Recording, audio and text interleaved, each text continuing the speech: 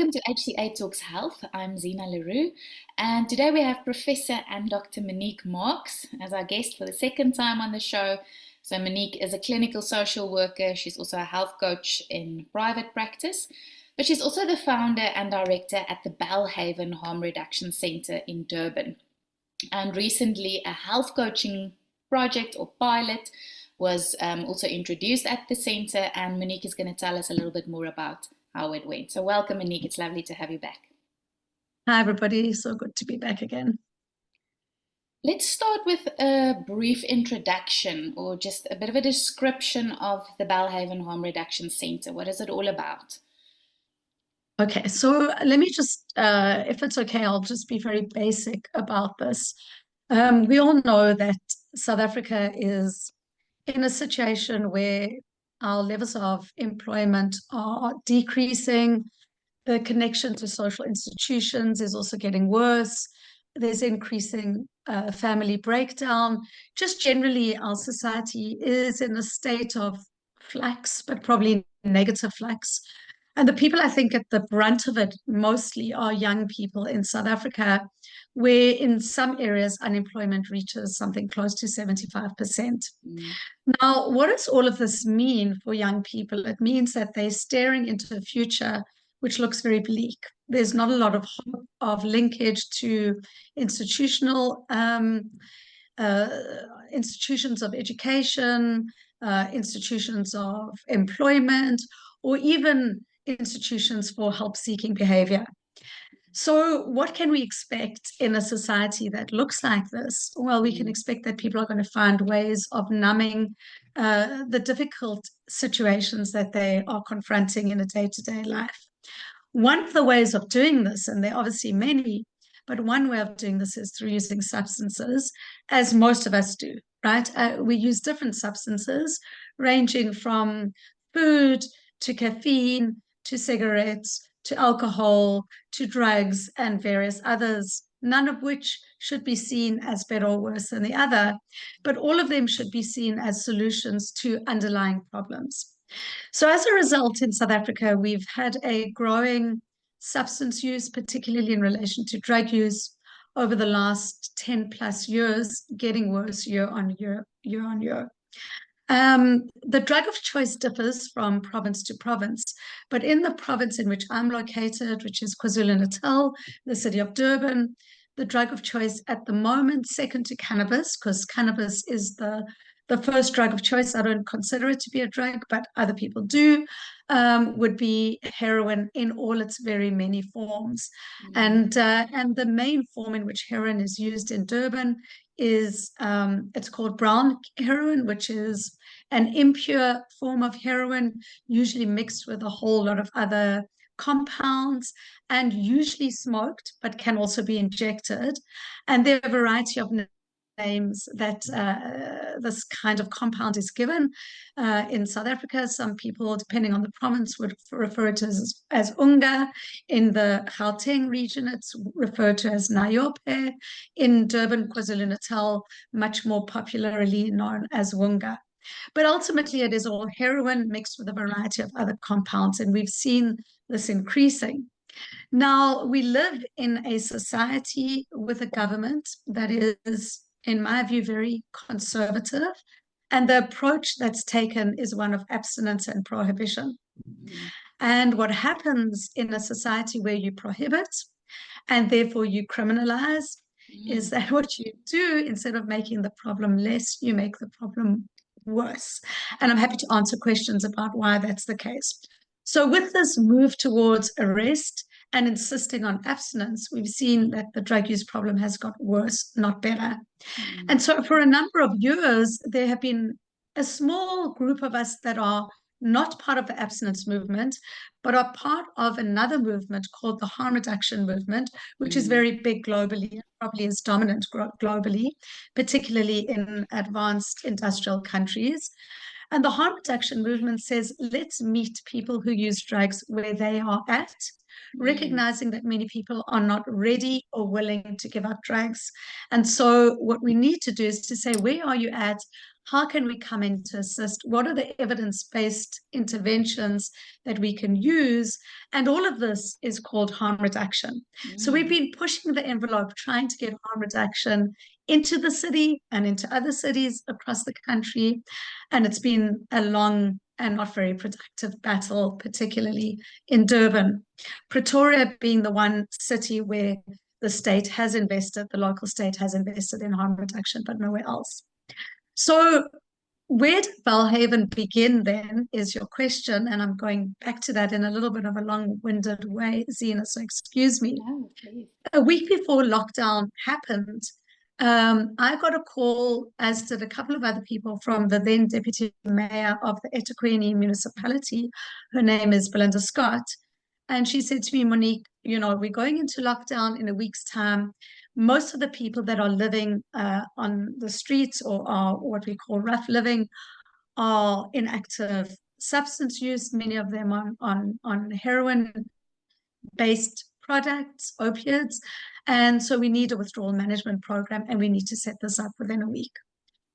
It was a bit overwhelming, but we did get together a team, which was myself, a public health specialist, a specialist psychiatrist, his name is Dr. Shakir Solduka, and a group of social workers, and about 450 people in total accessed services from the withdrawal management program.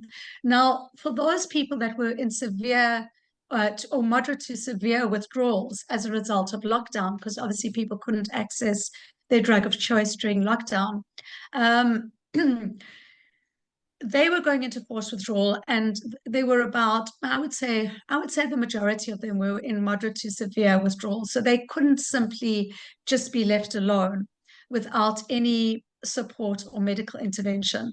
And so what we did is we developed a sort of medically assisted program, which was providing a opiate substitute called methadone. There are others, but methadone has been the longest on the market, together with psychosocial interventions to those people that chose, they volunteered to enter into this opiate substitution therapy program.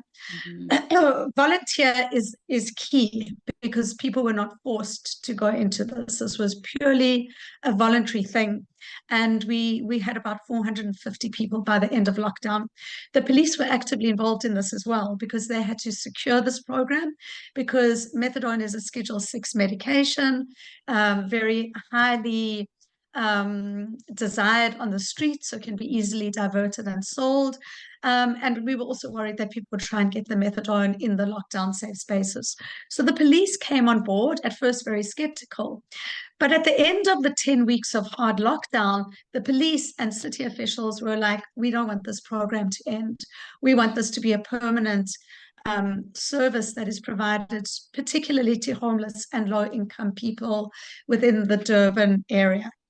And so what the municipality did is they handed over one of their buildings for the purposes of a full-time harm reduction centre. Initially, we were going to call it the Africa Centre for Hope, but the beneficiaries of the harm reduction centre said, no, this building is already called Bellhaven, so we want to call it the Bellhaven Harm Reduction Centre. And in June 2020, the doors of the Bellhaven Harm Reduction Centre were opened. So that is the history of the Bellhaven Harm Reduction Centre. Yeah, what a beautiful initiative. But it's interesting what you mentioned right in the beginning. Many of us are substance abuse, we're abusing substances to a certain degree, where we're treating symptoms, we're not really addressing the root cause. And it's interesting, I would love to hear your take on when we're not allowed to have something, then we want it even more. And I know that for myself in my own life, when I tell myself I'm not allowed to have chocolate, then that's exactly what I want. But I'm not necessarily aware of, the science behind that. Can you share a bit more on how that works? Yeah, sure. So, prohibition across the world has generally always failed, regardless of what it is, right? So we all know in the United States around the 1920s, they tried to prohibit alcohol. What happened then is that it simply went into the black market. It didn't stop alcohol from, there being a demand for alcohol. And so the supply just came from somewhere else. It didn't come through your regulated industries. It came through the underground, right? So it's not that prohibition increases demand. It's that it makes the market divergent, right? Yeah. So what would happen then, instead of being able to buy something on the open market, you're then buying it on an illicit market, and then you don't actually know what you're buying. So the harms associated with prohibition are really, really severe. On top of that, with prohibition comes criminalisation. When you criminalize anything, you then are able to, the police are basically by law expected to make an arrest. Once you're arrested for substance use, well, particularly for illicit substance use, you land up with a criminal record. What happens when you land up with a criminal record? You are then even more marginalized from mainstream society because you can't get a job, difficult to get into education institutions, stigmatized by society in general, and so on. What does that do? It drives substance use even further. It puts you even further into substance use, right? So, and often what happens when people are released from prison, their tolerance has decreased in terms of their ability to use drugs, but they go back to their initial drug use or their drug use prior to imprisonment. And that is unfortunately when many overdoses happen. And that is very tragic, right? So there are many consequences to prohibition, none of which are positive. And we see now, prohibition really began in the United States with the war on drugs. And we see that more than anywhere, opiates are most problematic in the United States. So the war on drugs has been a total and utter failure.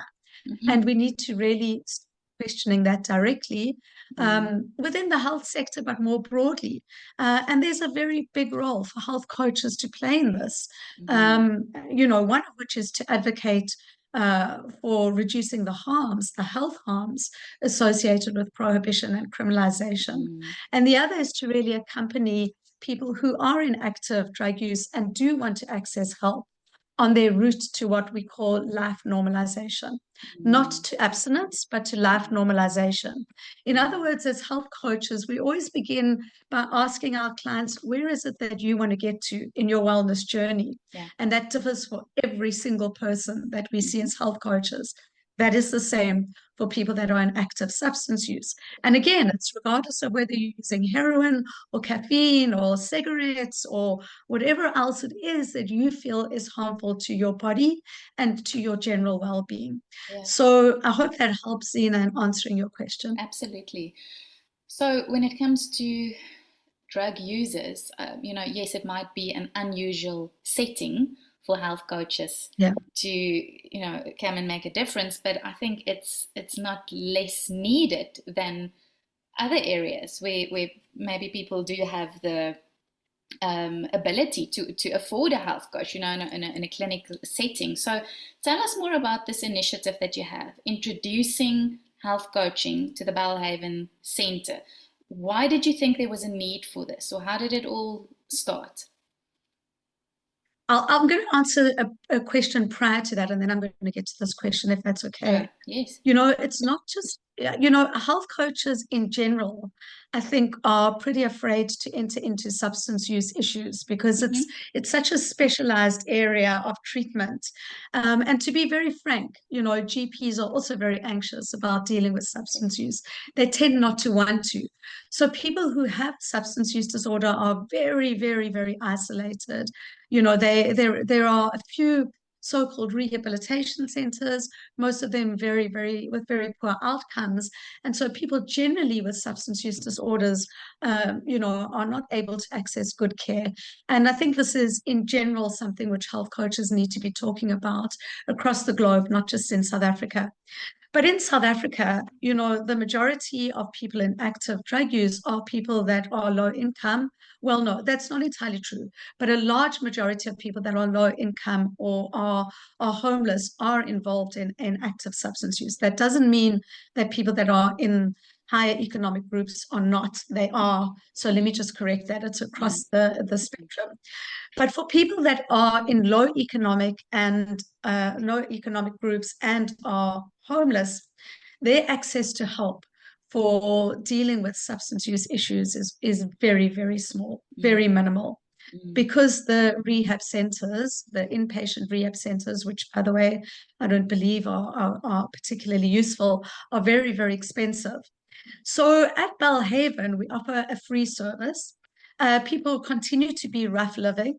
And so that's really complicated when you're trying to scaffold your life again, but you don't have anywhere to live. And that's why, for example, in Canada, they say housing first, and then we deal with your health issues second. In South Africa, we don't have that movement, unfortunately.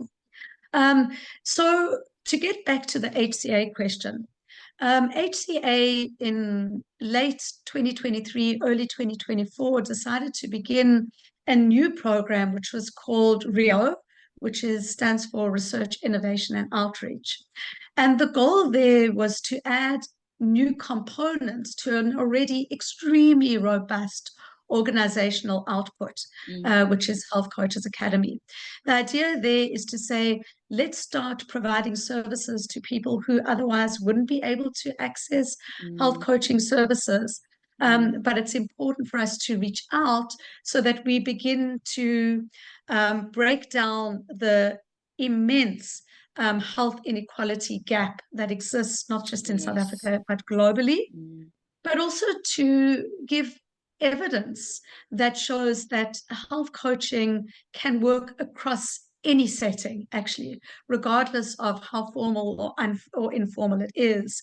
And I think what Rio, as its in its whole, in other words, with the research component as well, is trying to do is to provide evidence for why health coaching works in a variety of settings, including settings which I call frugal institutional settings. In other words, they have very little in terms of infrastructure, but they work very effectively. And so Bellhaven is one of those. It's not a wealthy organization. It is very frugal in its arrangement, but we are providing evidence-based interventions in line with the recommendations of the World Health Organization. And so coming into Bellhaven as the Health Coaches Academy meant going into an already established organization with a large base of people who require health coaching, in other words, optimizing wellness. But at the stage at which the HCA entered, we're only getting it in a limited capacity. In other words, only in relation to the substance use issues which they were confronting through the provision of medication. And Bellhaven does also provide treatment and testing to people that are managing HIV, hepatitis, and tuberculosis. Those are other chronic illnesses that are dealt with at Bellhaven. So the idea was for health coaches to volunteer and come into Bellhaven to provide that outreach to people at Bellhaven who wanted to access health coaching.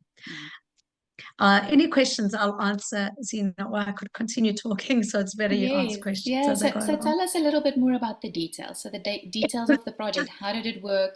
So you selected certain coaches, were they all graduates from HCA? Were they some of them still students? Okay, so please excuse me, everybody. I've just come out of having bronchitis. I sound terrible, but I'm fine. So we began by putting out an advert to both people who had graduated fairly recently from HCA and people that were already, quite advanced in their studies, to see how many people would be interested in taking up this opportunity to volunteer. And I did a bit of a presentation on the history of Bellhaven and what it does. That was extremely well attended by the HCA community. And I think we got, if I'm not mistaken, about 40 people that wanted to volunteer for this project, which was, we knew we could only take about 9. So it was a very, very difficult process to actually decide which people we were going to bring on board as volunteer coaches. In the end, we brought on 9. And we struggled to decide on who to take in. But at the end of the day, we thought, look, we need to look at people who are either familiar with substance use or have a really strong interest in substance use, but are able to and have shown an inclination to work with people in a way that's non-judgmental, in a way that is prepared to meet people where they're at, in a way that means actually getting into understanding a whole new sort of area of social life, which may be unfamiliar, but may be of interest. But also, secondly, have either had some experience in counseling or in doing work around trauma, because it's a very well known sort of fact that most people that are, um, have problematic substance use have generally either experienced severe trauma in their life or disconnect from significant others. And so with trauma as a driver for substance misuse, substance use is not always a problem. Let me just put that up there. Most people who use substances do it in a non-problematic way. But when it is problematic, in other words, people cannot, it becomes salient in their lives. It becomes the focal point around which their lives revolve. Then you have a substance use disorder. And I would say in 90% of the situations in which people have a substance use disorder, there is trauma or disconnect that underlies it. There's no simple story there. So the coaches had to have at least some understanding of that, and also perhaps have worked in that space before. Now, some of the coaches that we brought on board had not finished their HCA training, but they had previous training in trauma counseling or in working in like spaces. And so we had a combination of people that had graduated and people that were still training as HCA coaches. And what is a beautiful thing to know is that during the process of this study, of this project, 2 of our volunteer coaches actually graduated as HCA coaches, which was really, really amazing. So thinking about the coaches that signed up for this project, what was the overall feedback that you got? What was it like for them? Because I'm sure it didn't come without its challenges to coach someone with a substance use disorder. So I'm going to go back another step quickly, sorry, Zina, and just to say how we selected the coachees, because that was a whole interesting story in itself. I was asked to speak to the professional team about the HCA project, the wish to come into Bellhaven as health coaches. And I presented that to our entire team. That's our professional nurses, our social worker, our peer supporters, our project manager, and the other director. I'm a co-director. There are 2 of us. Well, there are 3 of us. One is more of a silent director. He's based in Cape Town. And what was really interesting, when I presented it, the professional staff said, we also want to be able to access health coaching. And that was not unsurprising to me, because I know that even our professional healthcare team themselves come from low income backgrounds, are also under a lot of stress and pressure, have also experienced a lot of trauma. And so we decided to provide the services both to our professional team who wanted it and to the beneficiaries of the Bellhaven Harm Reduction Centre.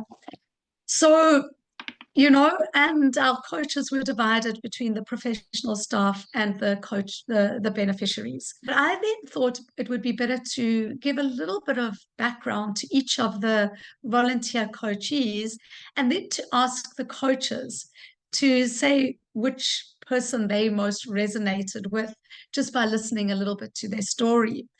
And so that's what we did. And so each coach selected their coachee because they resonated in some way with that person. And that turned out actually to be a really good way of doing it, because it meant that there was an alignment already before the coaching process began. And I think there was a lesson in that as well. What then happened is we then introduced each of the coaches to their coachee. They signed an agreement, which was about the duration of the coaching process, confidentiality, just any general sort of more legislative and operational sort of frameworks that needed to be understood by both parties were then sorted out and documented. So all of that was documented, both taking into the needs of the Bellhaven Harm Reduction Centre for due diligence and for HCA for due diligence, including taking account of the protection of personal information, which is really, really important at the moment for all organizations. Initially, the program was going to be 6 weeks, but about 3 weeks into the program, both the coaches and the coachees were saying, we need more time. And so we negotiated with HCA, and we were able to get it onto an 8-week program. And I think even just those 2 weeks added a lot of value. We all know from those of us that have either been health coached or been in therapy or counseling, every session makes a difference, So those 2 extra sessions were really appreciated by both the coaches and the coachees. So your question, Zena, was what did the coaches get out of this? Yes. So I'll answer that. Pro bono work, if we want to call it that, because essentially that's what it was, is something which is growing in popularity in a number of professions. But I guess the one that has the longest history with pro bono work is the legal profession. Most big law firms will have a pro bono component to it. And there are many reasons for that. The one is that, lawyers want to be seen as responsive to the needs of society. So there was this idea of social responsibility. And with that, of course, there are kickbacks that go into legal firms for having a pro bono component. But there is also the altruistic side of it as well. But the legal sort of fraternity have also recognized that it's through the pro bono work that young lawyers in particular get a lot of on-the-ground experience, particularly in quite difficult circumstances. And it really does expand their knowledge and skill base. Now, moving into health coaching, it's not much different, right? So as HCA moved into the pro bono world, not only were they reducing the inequality gap within health, but they were also creating a whole new set of skills and knowledges for the volunteer health coaches. So from the feedback that we got ongoing and at the end of the Rio Bellhaven project, the health coaches kept on saying, we're learning so much in the field. We're learning to use new tools. We're learning to engage with a different set of clients. We're doing teamwork with people that are working in that setting already. We also met every Monday night from around, in South African time, 7 o'clock in the evening, usually for an hour and a half. In that meeting, the coaches were able to share their experience of the week, were able to ask for any assistance if they were feeling stuck around a particular problem that their coachee was facing, or they were feeling inadequate themselves as coaches. We also re-engaged with some of the tools that we use, just refreshing each other about the use of various tools, but also learning about other tools that existed out there that the health coaches brought into that room. And so I started to call this a community of practice, because that really is what we created, a community of practitioners that were sharing knowledge and skills and expertise, frustrations and joys, and it just became something that we all started to look forward to on a Monday evening. Other benefits that came out of that were cross referrals, that some of us began referring to each other as health coaches. I had, for example, people calling me from Johannesburg, and now I knew of some of the health coaches in Johannesburg that I didn't know of before. And I knew their skill set because I'd worked with them for this entire period. And I could say, you know what? I've got a person that you can get hold of that I can refer you to with some certainty. And we've seen that happening now within the whole of that health coaching community of practice, which is really, really great. So in sum, a variety of benefits, linking up, learning how to discuss complex cases, which we often sit with on our own if we're not part of broader teams, sharing of information, skills development, which is an ongoing thing. You know, we get into a safe and a comfortable place with our clients. But when people come in with a new set of problems or a new set of health issues, we've got to read up about that again, right? And if we're smart, we'll link up to somebody who is experienced in that field and say, hey, I'm about to begin with somebody who's dealing with X issue. I'd really like to get some information about what you think would be the best way to go about this, right? So we entered in there, all of us, with some degree of humility, you know, recognizing that we all learn from each other. And I think that, you know, we often speak as health coaches about putting your ego outside when you enter into the health coaching space. And I think truly when you're working in such a complex mental health social setting, you really do have to put your ego aside and say, I'm coming in here to learn, to engage, and to be equal in this accompaniment journey that we're going on, where we are both navigating a space that is new and complicated. I think it's an extremely valuable learning opportunity for a coach, as you mentioned, but having that community of experience, I think, is something all coaches need.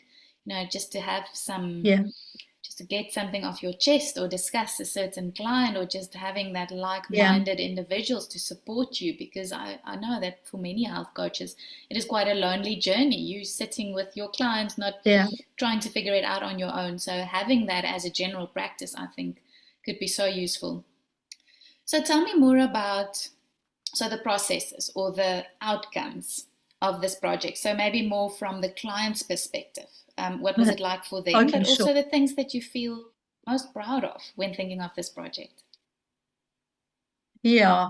So, you know, we went in there and I think a lot of the health coaches were like, what do I achieve in such a complicated space? You know, what do I really understand about this?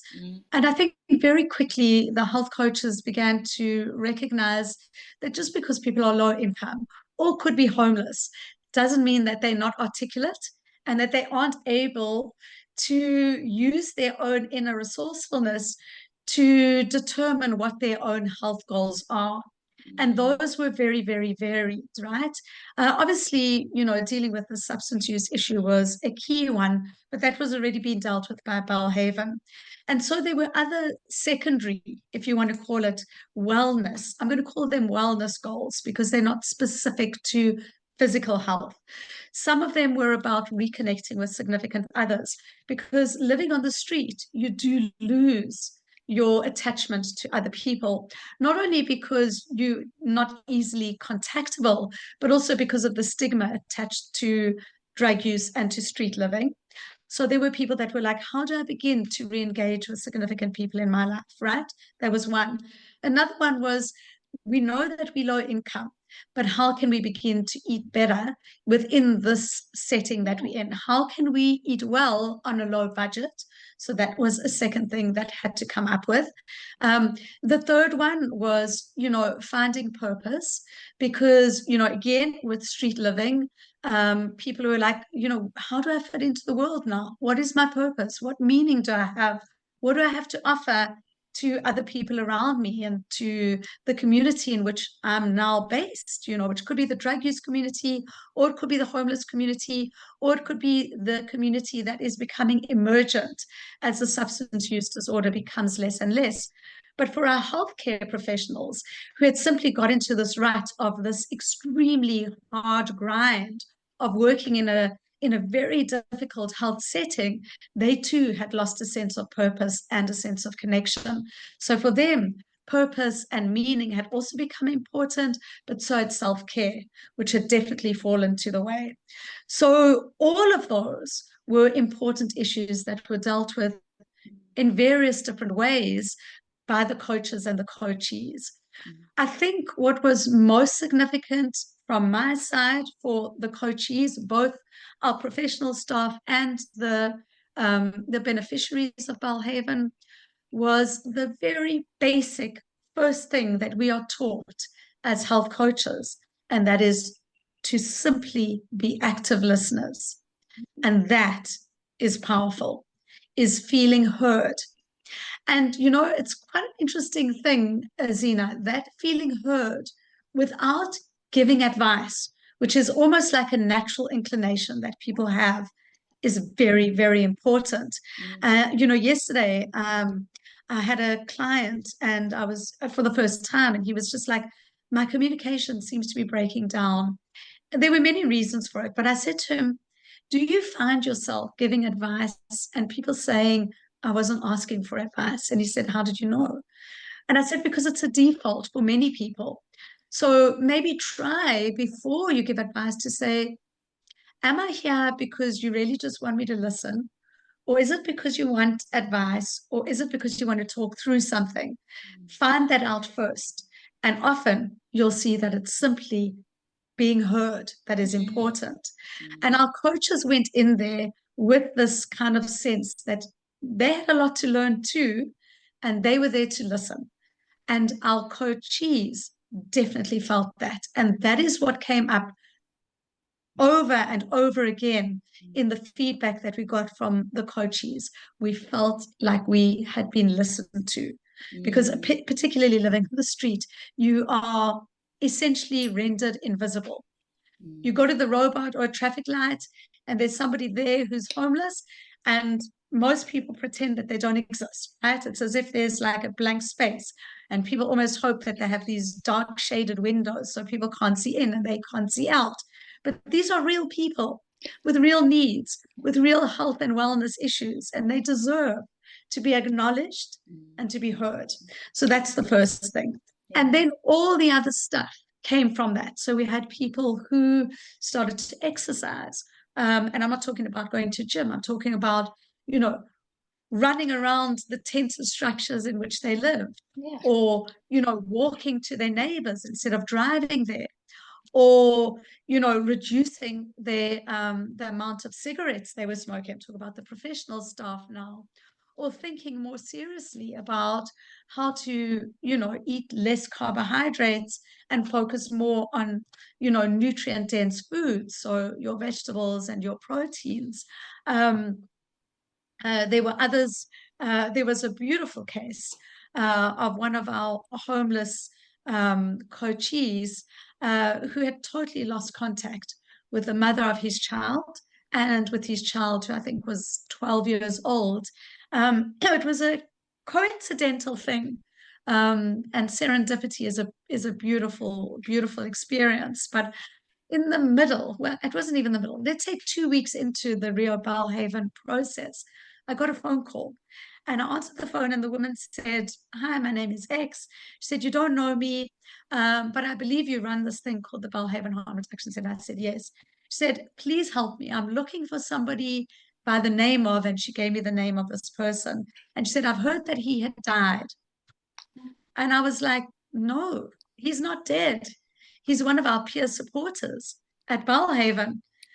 He's alive. Not only was he one of our peer supporters, but he was one of our coachees. And so immediately I got hold of him and I said, you're not going to believe this. Do you want to make contact with this person? And he was totally overwhelmed. And I think he then worked with his coach on how he could reconnect with the mother of his child and with his child, you know, with some confidence again, recognizing this had been a long break, you know. So coincidences happen, but they happen very beautifully. And that was one. And I think he would have struggled to reconnect without the support and encouragement and perhaps a little bit of a challenge from his coach. So that was a beautiful example. With relation to purpose, you know, another one of our substance using clients, or he's actually on methadone, he's I don't think using substances anymore, though he may be. That's his choice. It's his body. He has a right to decide what he wants to put in it, right? And I think that's something we need to also understand as health coaches, that our clients have a right to put into their bodies what they wish. It's not our job to tell people what to do, right? Um, but anyway, this particular young person had been recently trained in an alternative health practice called Moxa. But he wasn't feeling confident about delivering the service to his peers. And so, working with his coach, he was able to develop the confidence to become a Moxa provider. And in the process of those 8 weeks, he began to provide that service to his fellow coachees. He then was able to get an income from that, and he continues to do that. And just out of interest, that particular person is still being coached by his coach, who has decided that he will coach him indefinitely on a volunteer basis. He's not the only one, by the way. There are a couple of the volunteer coaches that have extended this beyond the HCA Bellhaven agreement on a purely voluntary basis, which is, I think, pretty amazing. So those are some of the incredible outcomes, Zena, of that process.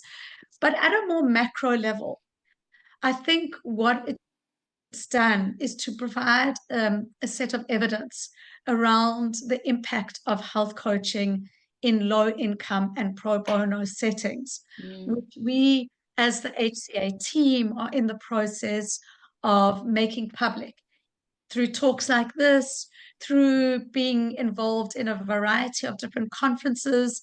There's just been one on integrative medicine in the UK where the Bellhaven project was presented. Apparently there was an immense amount of interest in that. We've written something up for a popular magazine, and I'm in the process with two other of the HCA team writing up an academic article to be published in a scholarly journal for people that are interested in more scholarly engagement around health coaching to read, so that we begin to engage more at the level of scholarship as HCA, as an academy, which has been done in the past, and we just wanting to up that ante, and to collaborate as well with other health coach entities that are interested in the pro bono world.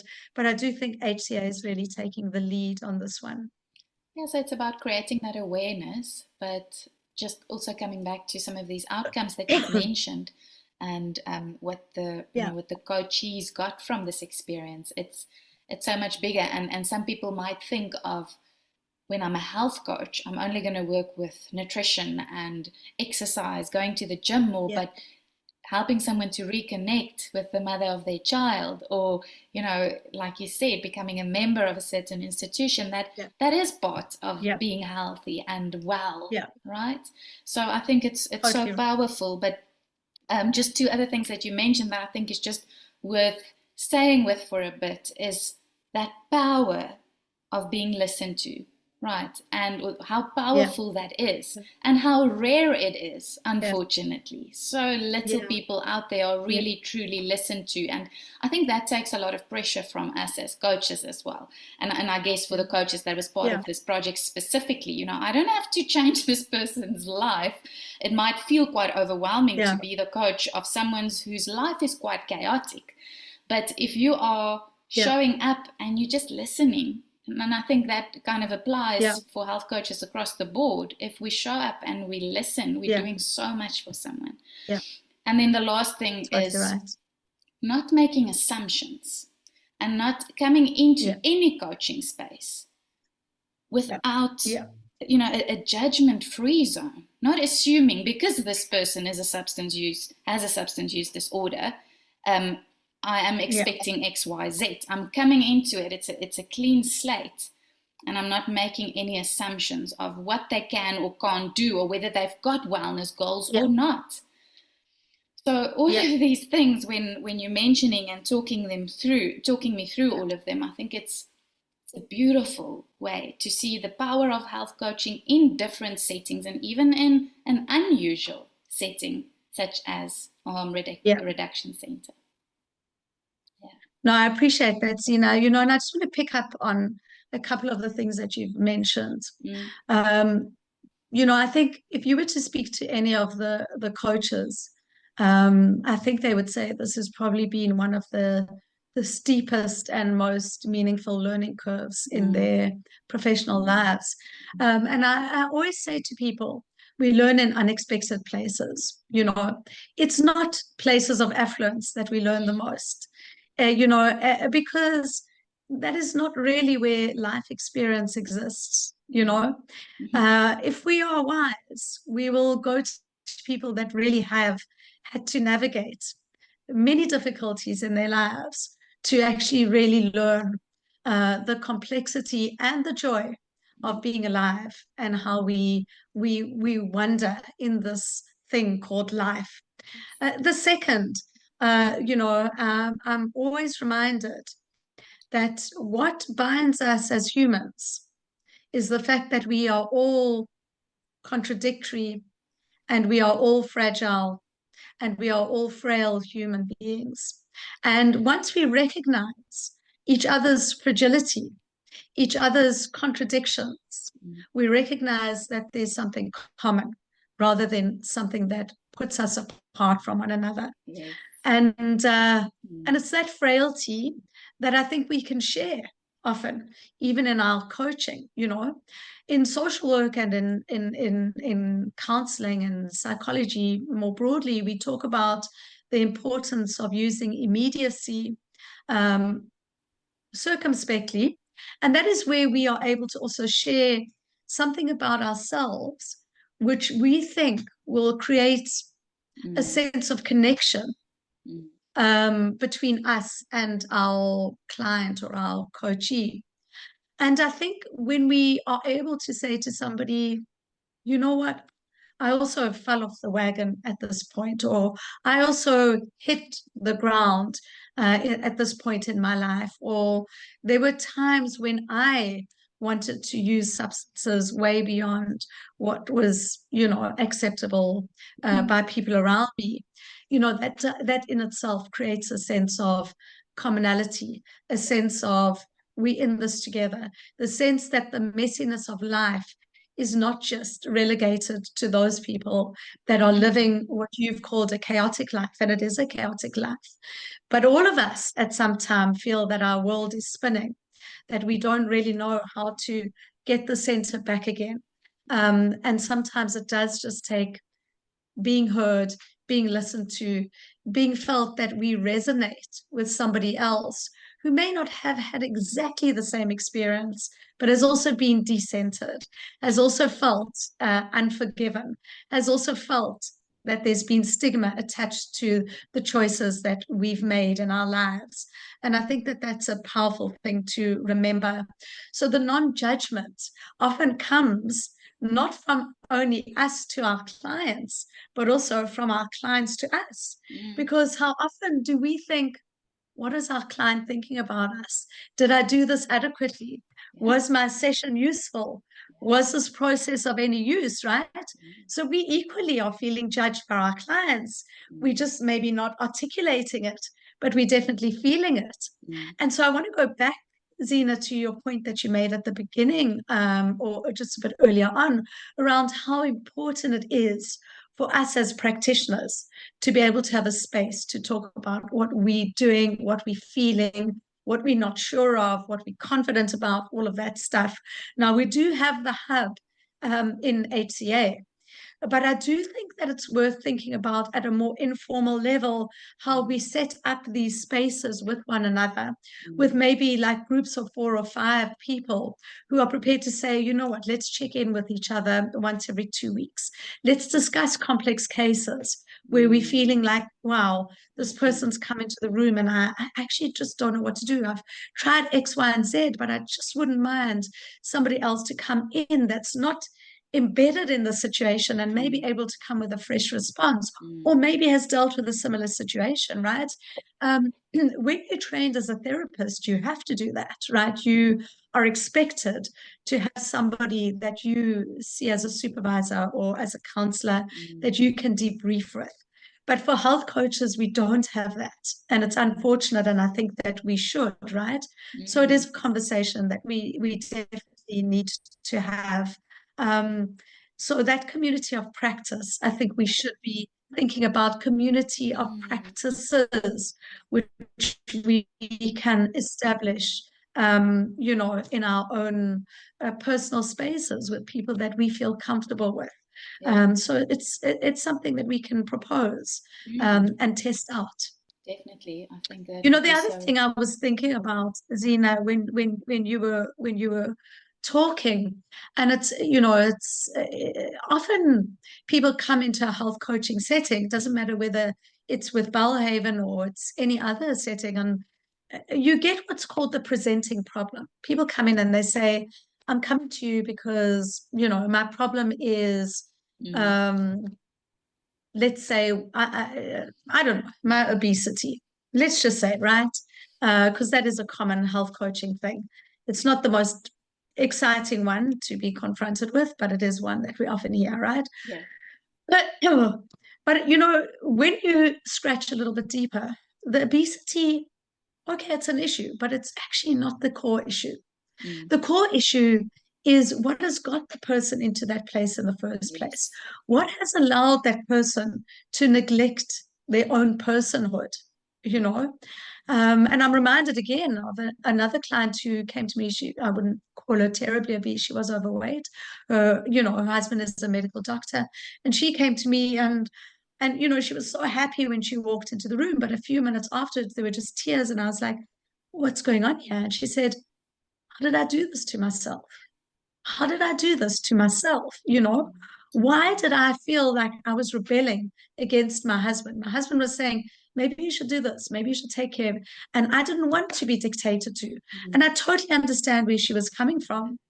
But what was predominant was the emotions that was underlying where she found herself. That takes me to another point, Zena, and that is how health coaches are often put in situations where we have to deal with very complex emotions. And that is, again, where the community of practice comes in, where we may feel like, oh my God, we are being expected to deal with some very heavy emotional issues. And we may or may not feel equipped to deal with it, right? Obviously, when we feel that we're out of scope, we refer out. But what does tend to happen is our clients will say, but I came to you. I don't want to go to somebody else. You are the person I want to be with, right? And so I think it's important that, there are two things that are really highly profiled in the health coaching training. And the one is, dealing with difficult emotions, even just in a small way, so that when it does come up, we do feel competent, even if we do refer out. And the second is understanding social context, is how do we make sense of the social context from which our clients come. And that was where the Bellhaven experience was really interesting, because people were like, I don't know anything about what it means to be a substance person. I don't know what it means to live on the street. I don't know what that all comes with. What are the factors that come with rough living, that come with dissociation from family, right? And that's all about social context. And so, as health coaches, I think most of us very much buy into the biopsychosocial model. And we understand that health and wellness is not just about our physical beings. It's about our psyches, and it's about the social settings that we are, that we find ourselves in. And that's why when we look at barriers and obstacles, we look at all of those dimensions. We look at the psychological, we look at the physical, we look at the relational, we look at the environmental. All of those are important, right? But how much do we actually know about each one of those to be able to intervene if the obstacles are in the space of the psychological or in the space of the social, right? These, I think, are questions that I'm raising, just for us to think about and to deliberate on Yeah, going further. I think it's important elements to think about. But I just want to mention that Monique and I did do a previous podcast episode. The first one was on holding difficult emotions. So if you want to listen to that, please make sure to also look it up. So one last thing that I wanted to just touch on was something you mentioned earlier, was that commonality, you know, that we have with most people that we are going to coach, even a substance use disorder, you know, someone with a substance use disorder. And where if we know that, and if we can come into that space without having a one up or a one down for that matter, perspective, I am better than or worse than, and we have some commonality, our fragility, our humanity, there is some link. I think it really is just going to enhance the coaching experience so much. So I'm so glad that you brought that up. Okay, Monique, so are there any opportunities going forward at the Bellhaven Centre specifically, or not? So, you know, Bellhaven at the moment is going through a fair amount of flux, but actually I got a message this morning from my co-director, Michael Wilson, saying that, you know, our social workers become very busy with other stuff, and we need to be doing individual sessions and group sessions for our clients. And, you know, I did say, you know, it's very difficult to get funding for a program like Bellhaven. And so if there are coaches that are interested and want to engage at Bellhaven, you know, we'd be very happy to bring that on. The only difficulty is, and we had this with our Rio Bellhaven project, is most of the coaches were not from Durban. They were from Cape Town, London, one was in Morocco and Johannesburg. So the majority of the sessions were done remotely. In a setting like Bellhaven, where people are not, you know, often don't have devices, and if they do, they get stolen because people are street living. It's very challenging. So it is much better if people do it in person. It just makes a lot more sense. And so for people that are living in the Durban area, you know, that is an option. But for people who want to say, okay, I'm going to take a month off and I just want to embed myself in Bellhaven, we would welcome that. But there are many other places, not necessarily the same as Bellhaven, but, you know, that are dealing with people who are struggling with homelessness and the various different issues that accompany homelessness across the country and across the world. You know, this is not a South Africa problem. This is a global problem. It doesn't matter which country you go to, you will encounter homelessness. And I always say to people, homelessness looks the same whether you are in Chicago or whether you're in Berlin or whether you're in Dakar or whether you are in Saudi or whether you are in Durban. It looks the same, right? It is a difficult place to be in. It is highly stigmatized, and it is rough, you know.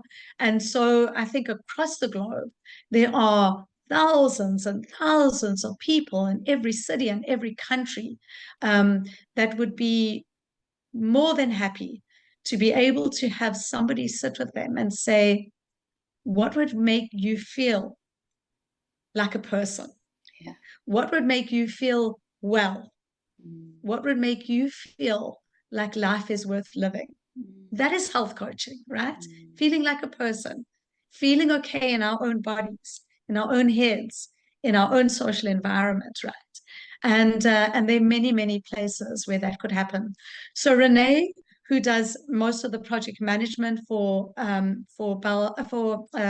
HCA Rio, is really beginning to track all the various possible places and spaces and organizations where a similar project like the Rio Bellhaven one could take place, either for individual coaches or for another collective.